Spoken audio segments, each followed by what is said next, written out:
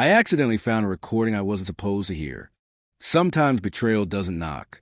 It smiles. It kisses you good morning. It thanks you for the thoughtful gift. I had no reason to doubt her. That was the worst part. Olivia was everything. Smart, warm, quick-witted, affectionate in public, but private enough to make those small gestures feel sacred. She wasn't just my girlfriend. She was the person I thought I might actually build a future with. We'd been together for a year and a half. Long enough to start saying our place instead of my apartment. Long enough for toothbrushes to have their own drawer, for mugs to be claimed, for calendars to fill with plans. We weren't perfect. Who is? But we had rhythm, inside jokes, a mutual language, that invisible thread that makes you think, this works. So for our second anniversary, I bought her a new iPhone. It wasn't some grand romantic gesture. It was practical. Hers had been glitching for weeks, overheating, restarting randomly. She complained, but never asked for help. That's how she was, independent to a fault. I wanted her to have something nice, something stable, something that wouldn't crash halfway through a playlist. She didn't expect it. Her face when I handed her the box, real surprise, real gratitude. She even got teary, which wasn't like her. She hugged me tighter than usual. "You're insane," she said, smiling, but in a good way. We sat on the couch and transferred all her data from the old phone to the new one. Standard setup. Same Apple ID, same iCloud, same everything. I handled most of it. She jokingly called me her tech support boyfriend. We let it sink in the background while we ordered takeout. That night, she fell asleep on my shoulder watching some Netflix documentary about art forgeries. I remember thinking how perfect it felt. The kind of evening you want to bottle up and keep for the days when everything gets heavy. I didn't know it yet, but something had already synced. Something I wasn't supposed to see. The next morning, she rushed out early for a work thing. Some training seminar across town. She kissed me goodbye. Still groggy. Still beautiful in that effortless way she hated hearing about. I cleaned up, made coffee, opened my laptop, and then I saw it.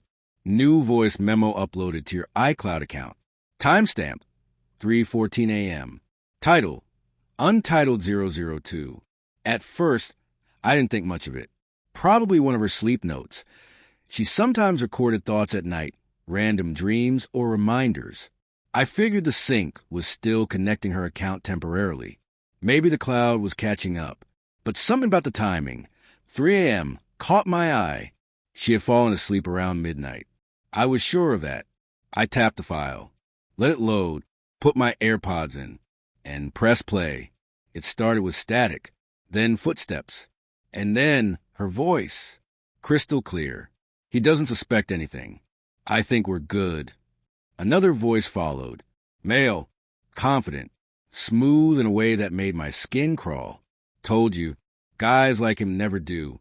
He's too focused on being a good man to ask real questions. My heartbeat shifted. Not fast, not loud, just wrong. Like my body knew before my mind did. Then she laughed. That soft, playful laugh I knew too well. Well, let's not jinx it. I still need him on my side a bit longer. A pause. Then the man again. 2 more months, yeah? Maybe 3. Just until the lease renews. Another laugh. Kisses. Muffled voices. Fade out. End of recording. I sat frozen. The cursor blinked on the screen like a heartbeat. I played it again. All the way through. Then saved it. Then deleted it from the iCloud log. Carefully, fully, with manual cache clearing. And then I just sat there, coffee gone cold, in an apartment that suddenly didn't feel like ours. She came back that evening with takeout. Pad Thai, my favorite. Smiling, warm, eyes lighting up when she saw me like nothing had changed. And I smiled back, because now I knew what she really meant when she said, just until the lease renews. I didn't sleep that night. She did. Right beside me, her breathing steady, her hand resting gently on my chest like nothing in the world could touch her, like I was the man she trusted most. Like I wasn't the one she called too focused on being a good man to ask real questions. I lay there, staring at the ceiling, replaying every word in my head. He doesn't suspect anything. We're good. Good. I had never felt more hollow in my life. And yet I said nothing. Not that night. Not the next morning. Not the one after that. Because now I understood something very clearly. She wasn't stupid. She was strategic. And if I confronted her too soon, I wouldn't get the full story. She'd spin it, flip it, cry if she had to, accuse me of overreacting, say it was an old recording or a weird joke. I'd heard her lie before about small things, work stuff, family, once about why she was late. I believed her then. But this wasn't small. This was architecture, planned, measured, built brick by brick behind my back. So I decided to wait. Let her keep thinking I was blind. Let her keep uploading more than she realized. The next few days were ordinary on the surface. Dinners, Netflix, laughter in the kitchen while washing dishes. She even bought me a hoodie I once mentioned in passing. Said, I remembered. I smiled, kissed her, played my role. But inside, I was rewinding everything. Rewatching the last 6 months like a forensic editor. The night she said her phone died and stayed at her friend's place. The time she insisted we needed separate social media to protect our peace. The sudden gym membership. The carefully timed compliments. The nights when sex felt a little too deliberate. It wasn't confirmation bias. It was pattern recognition. By Thursday, a second memo appeared. Same timestamp window, 2:51 a.m. Title, Untitled 004. She was asleep beside me again. I listened to it in the bathroom. Door locked, fan running. This one was shorter, muffled, hers and his voice again.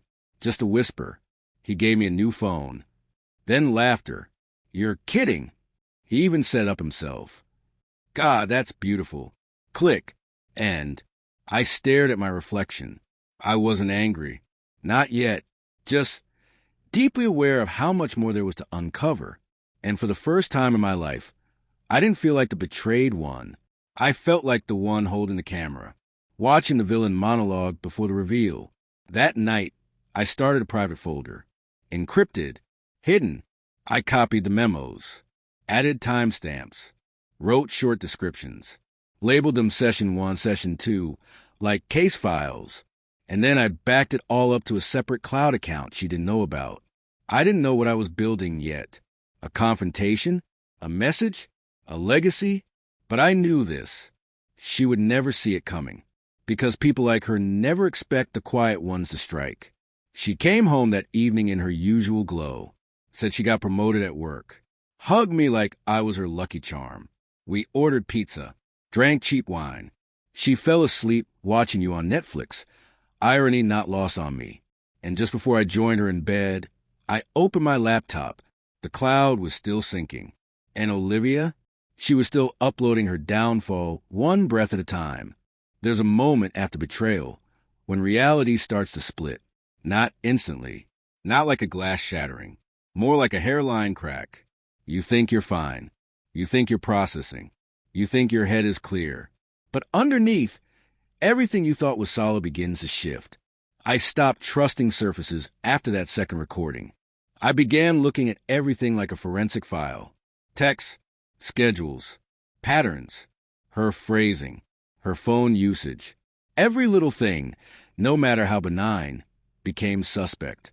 I wasn't paranoid. I was preparing. Because I understood now, Olivia wasn't just cheating. She was orchestrating. And I wasn't going to confront her with 2 vague audio files and a broken heart. I needed to know everything. The first step was technical. I still had temporary access to her iCloud from the phone setup. Just enough permissions left over to retrieve backups that hadn't yet been fully cleaned. She didn't know that. She assumed I'd logged out and deleted the shared sessions. But syncing leaves footprints, and cloud systems, no matter how secure, always lag behind intent. I downloaded the latest full iCloud backup from her old phone. It took time, almost 6 hours overnight. The next morning, while she was at work, I began going through it. It felt wrong, invasive, dirty, but not more than what she'd already done. The backup was a map, a blueprint of months of her life, call logs, location pings, messages, photos, and then I found it, a folder in the voice memos app marked Clinic. Inside, 12 recordings neatly labeled by date. I listened to the first one. It was her talking to someone, not the man from before, a different voice, nervous, too polite. She was guiding him. No, don't be nervous, it's just a check-in. You're doing great. Then another. He thinks I'm visiting my mom this weekend. Just relax. And another. You're not the first man I've helped like this, you know. That one chilled me. You're not the first man I've helped like this. Helped? Was she running a game? Was this some kind of twisted confidence trick? Then it clicked. These weren't just affairs. These were projects. I pulled open her photo gallery. There were albums I had never seen. Hidden folders. Names like Jason, Nikos, T. Photos with different men. Always her. Perfect lighting, flattering angles, cute filters. Always a soft hand on someone's shoulder, a glass of wine, a city skyline behind them. Never more than a glimpse of their face. Just enough to tell these weren't family. These were targets. I cross-referenced the locations in the photo metadata with dates from her calendar. It was like watching someone lead parallel lives. She had a system. Weekdays for me. Weekends with friends. One guy in Spain. One in Chicago. Me in the middle, the anchor, the constant, the cover, and the voice memos, they weren't accidental. She used them like journals or rehearsals, practicing conversations, reflecting, recording the way someone like me might write in a diary. But hers were digital and far more dangerous. By evening, I had a folder of everything, labeled, categorized, dates, times, voices, photos. Some men overlapped. Some came and went. But one thing was consistent. She always kept a core guy, someone stable, steady, someone she could use as a home base while she built her next identity. And that was me. She came home that night glowing. She had a bottle of wine and a paper bag from her favorite Thai place. You looked stressed this morning, she said with concern. I figured you deserve your favorite. She kissed me on the cheek, then unboxed everything and put a playlist on. Ella Fitzgerald. Soft. Classic. And I watched her dance a little while stirring noodles. And I thought, you don't know that I know. You think I'm still yours. We ate dinner. Laughed about something her co-worker said. I told her a story from work that wasn't true, just to see how she reacted. She played along. Said I was clever. Touched my wrist in that way she always did when she was pretending to be intimate. And I smiled. But inside, I was already building the last chapter. Because I knew something now. This wasn't a relationship. It was a performance. And I was going to be the one who called cut. Later that night, after she fell asleep, head on my chest again like a scripted routine. I listened to one more recording. Dated just 10 days ago. He's different, she said. More cautious. He notices things. I might not be able to use him much longer. Pause. Then, but I still think I can get one more gift out of him before I vanish. Click. And I stared at the ceiling. Gift? You already got your gift, Olivia. You just didn't realize it was me. People always say betrayal hurts because it breaks your heart. That's not true. It breaks your perception. It takes everything you thought was real, every laugh, every soft night in bed, every message that said, I miss you already, and puts it under a spotlight until it crumbles. After listening to that last memo, the one where Olivia called me a gift, I didn't feel pain anymore. I felt detached, clinical, like I was watching someone else's story unfold, except I was in it, playing a part one hadn't even auditioned for. I began retracing scenes in my head, not like memories, but like evidence. I wasn't reliving emotions. I was studying tactics. And once you do that, once you understand someone's manipulative rhythm, you're no longer their victim. You're their mirror. She always started the same way. A slow lead-in. Admiration. I've never met someone like you. She'd echo things I said, interests, ideas, phrases, like she was syncing with my identity. That made me feel seen, understood, connected. Then came the emotional bonding stage. She'd overshare something, a family trauma, a past heartbreak, a fear, something raw, something that made me feel like she was lowering her guard, that invited me to do the same. I had told her things I hadn't told anyone, foolishly thinking vulnerability was a two-way street. Turns out, she built one-way highways out of other people's pain. I remembered something from months ago. We were walking through a street market. She saw a couple arguing and whispered, "Do you think everyone's just pretending in relationships?" I laughed it off at the time. Now it echoed like prophecy. She'd cycled through at least 4 men in the past year, based on the backup files, all from different cities, different careers, different personalities. But every single one of them thought they were special, that they were the only one who saw the real her. She wasn't even changing identities. She was just changing performances. We all got a custom script. Same structure, different details. And that's when I stopped asking why me and started thinking, what do people like her fear most? Answer, being unmasked, publicly, quietly, without control. Because people like Olivia need control over the narrative, over your emotions, over their own image. And so I started planning.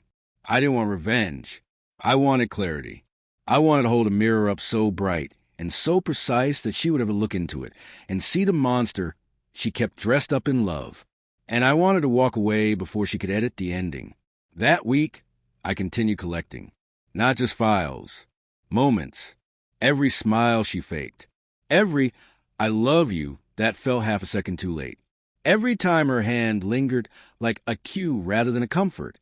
She had tells. They were subtle, but I'd learned to read them. She touched her necklace when she lied. She blinked 3 times fast when she deflected. Her voice got half a note higher when she was stalling for time. It was like watching a magician repeat a trick you already knew the secret to. No more awe, just technique. One night, we went out for dinner.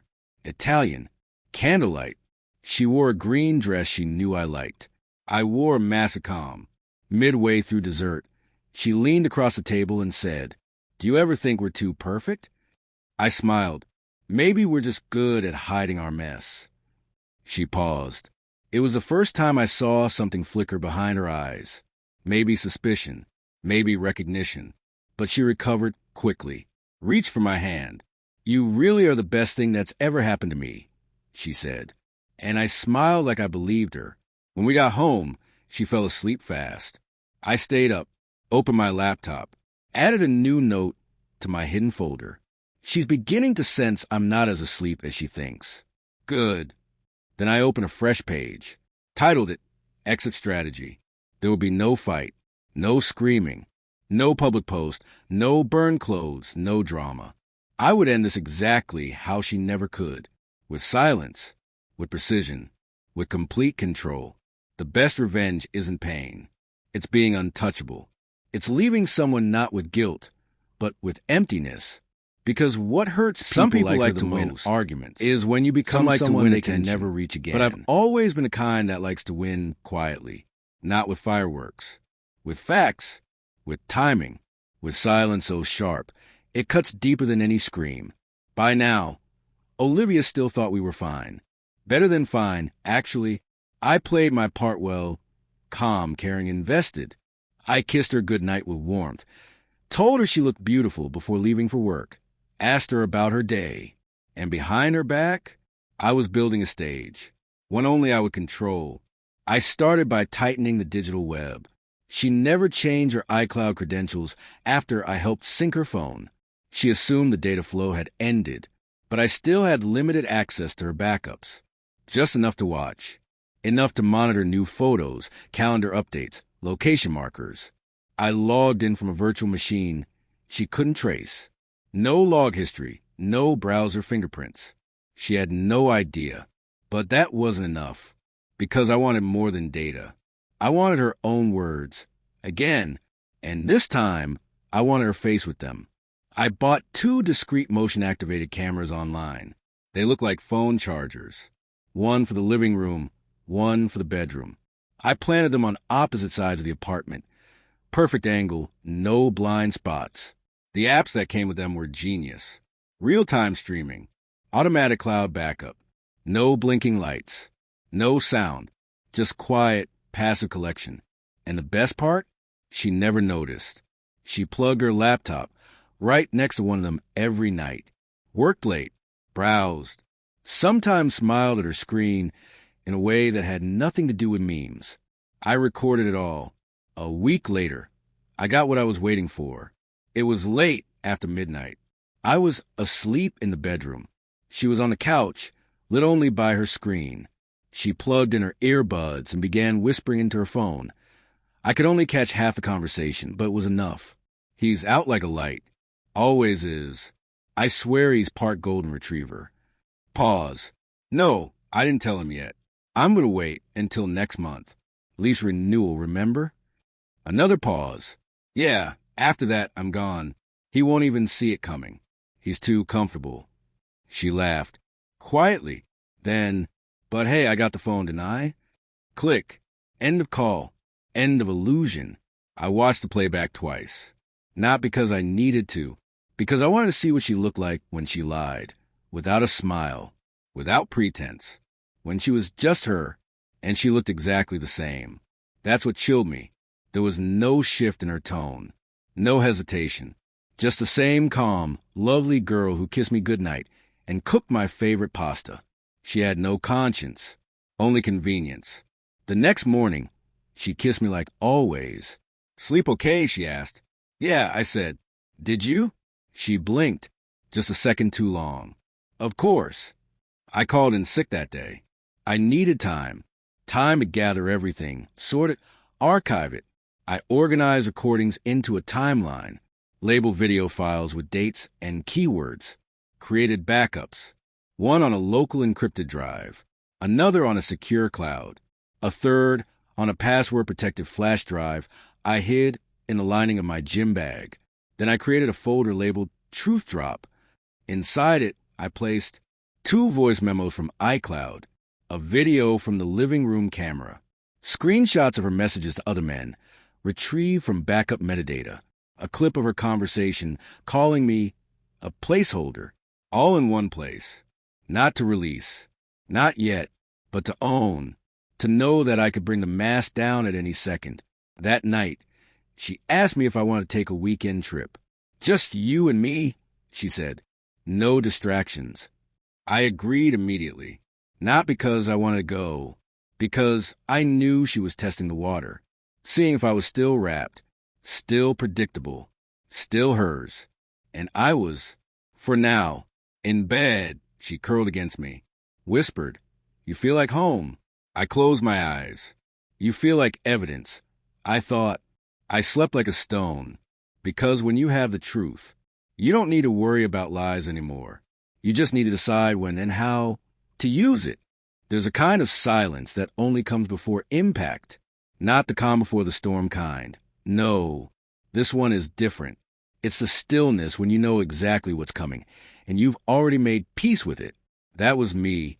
2 weeks into my setup, I stopped feeling tense. I didn't pace, didn't obsess, didn't refresh cloud folders every 5 minutes. I already knew what Olivia was, what she was doing.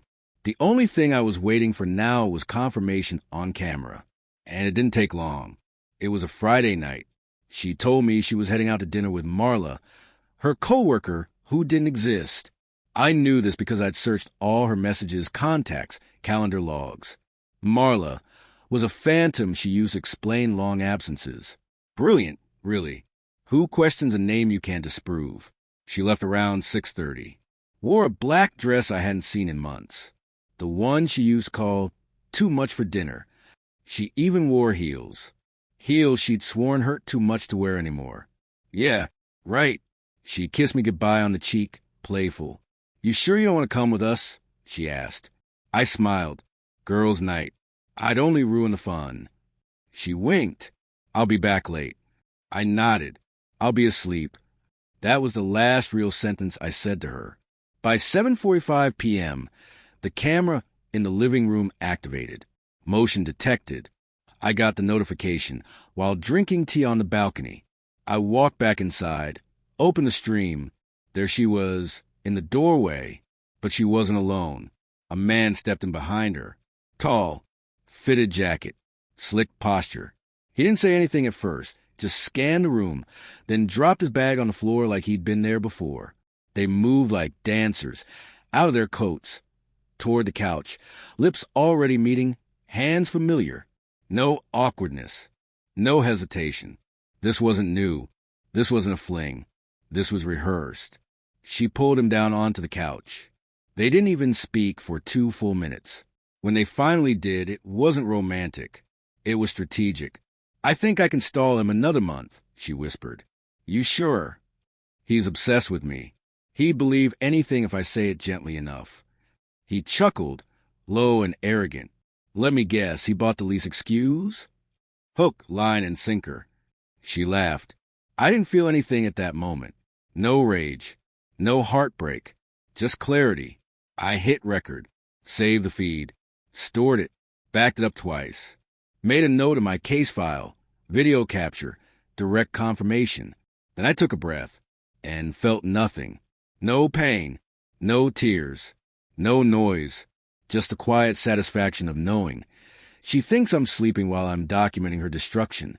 She didn't come home until almost 3 a.m. She moved gently, quietly. I pretended to shift in my sleep as she slipped into bed.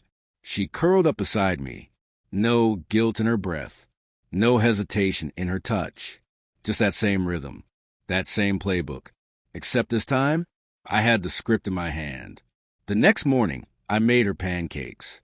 She kissed my cheek, told me I was the sweetest, the kindest, the most solid man she'd ever known. I nodded. "You're lucky I love you." She smiled. "I know." She had no idea I had everything.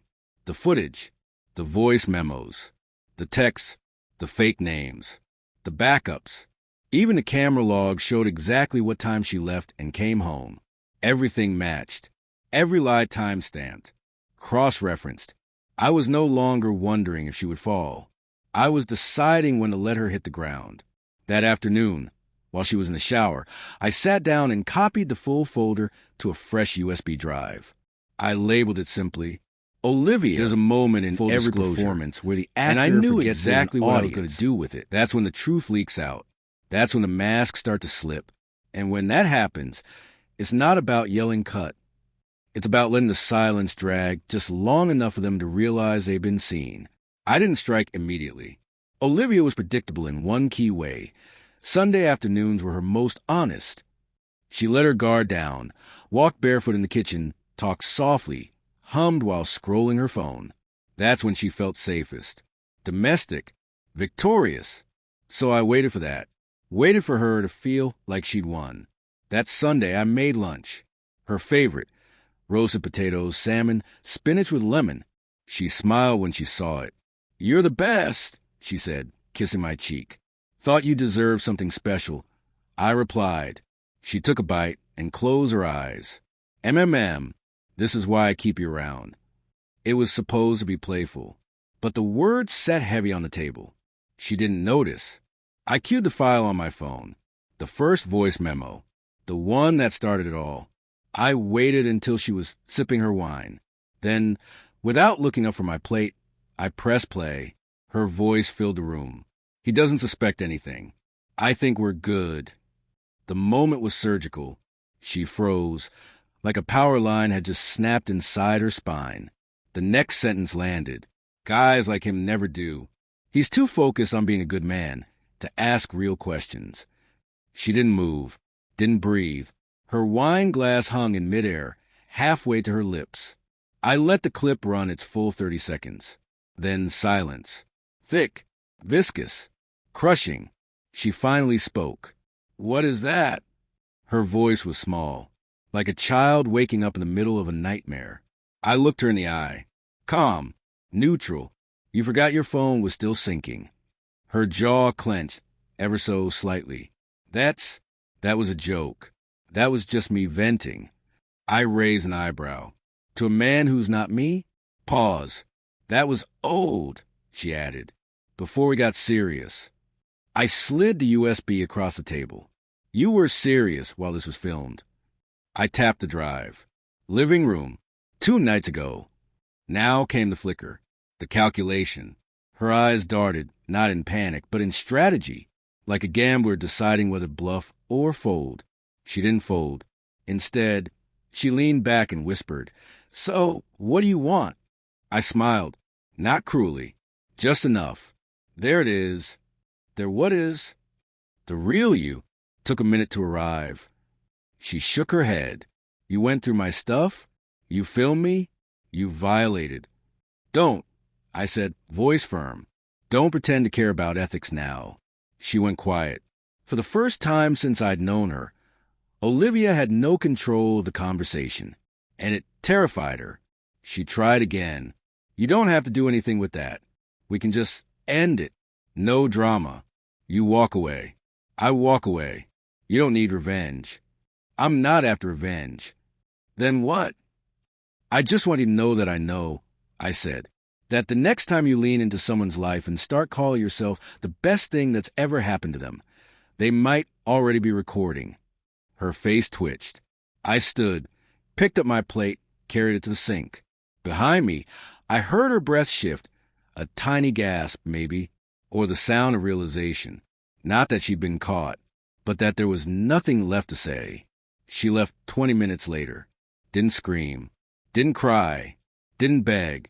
Just gathered her keys, her phone, her jacket, and paused at the door. You planned this whole thing, she said. No, I replied. You did. She looked back once before closing the door. It was the first time I'd ever seen her unsure of her reflection. I slept well that night, not because she was gone, but because I was gone from her game, her script, her manipulation. She didn't lose me after she left. She lost control. I didn't feel triumphant. And for people like her, I felt still. That's worse. There was no music, no storm, just a faint tick of the wall clock and the cooling of the last glass of wine she hadn't finished. I didn't touch anything. Not the USB. Not her toothbrush still in the cup. Not her mug on the windowsill. Let it all sit like a crime scene, except no crime. No blood. Just decay. Truth finally exposed and now rotting in the open air. I didn't call anyone. Didn't write. Didn't post. I had no need to explain myself. Because the truth, once uncovered, starts doing its own work. 3 days passed. Then the whispers started. A friend of mine, mutual with Olivia, texted me, "Hey, man, is everything okay between you two?" I replied, "It will be." He didn't ask again. A day later, I got another message. This time from a girl she used to work with.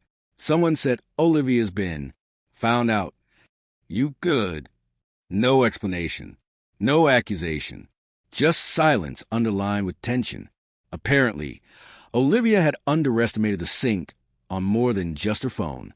We'd shared contacts, Google photos, social events. And when she left that Sunday, she hadn't wiped everything.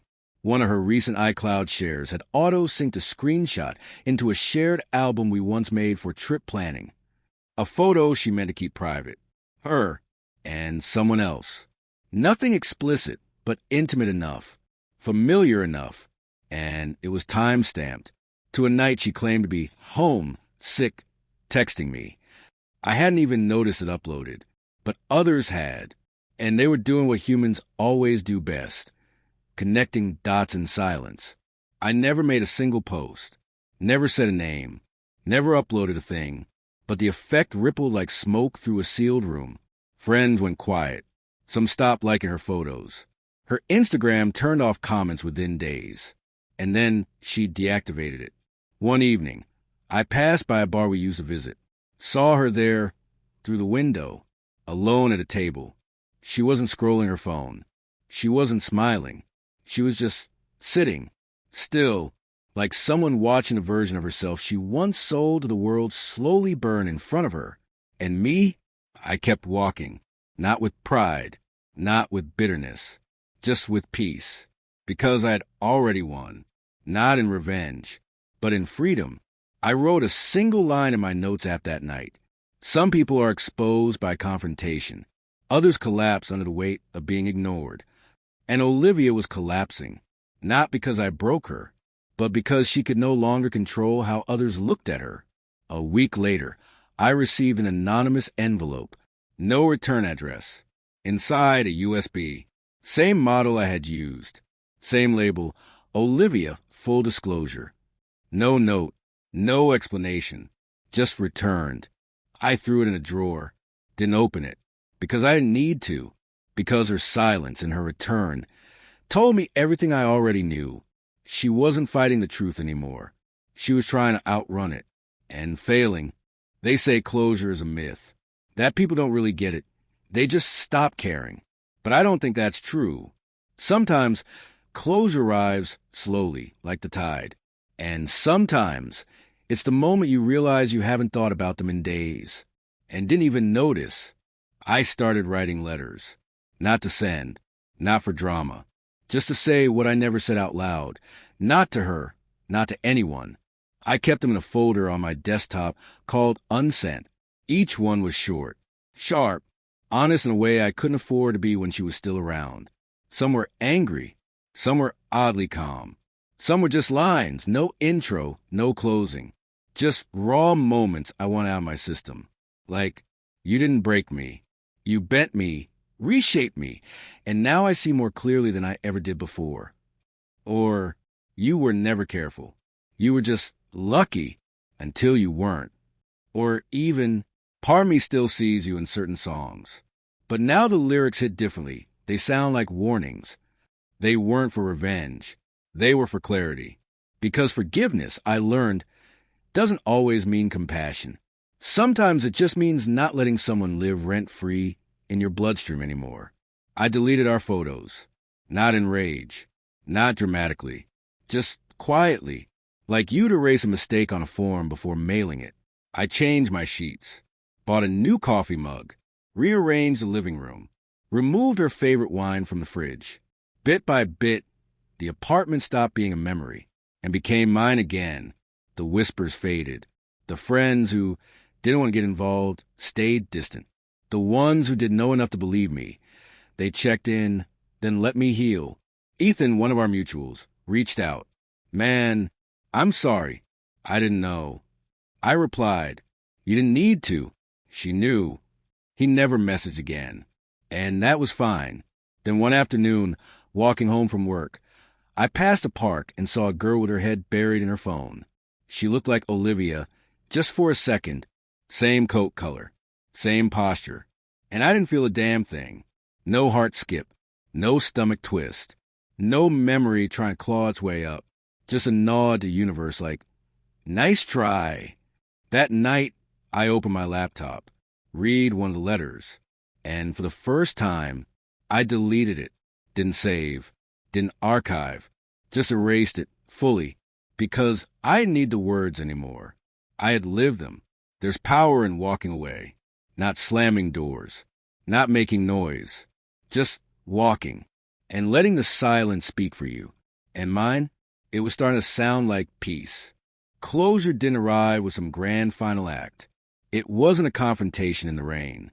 It wasn't her showing up at my door, crying, begging for a second chance. There was no speech, no apology that came too late. Instead, closure looked like this.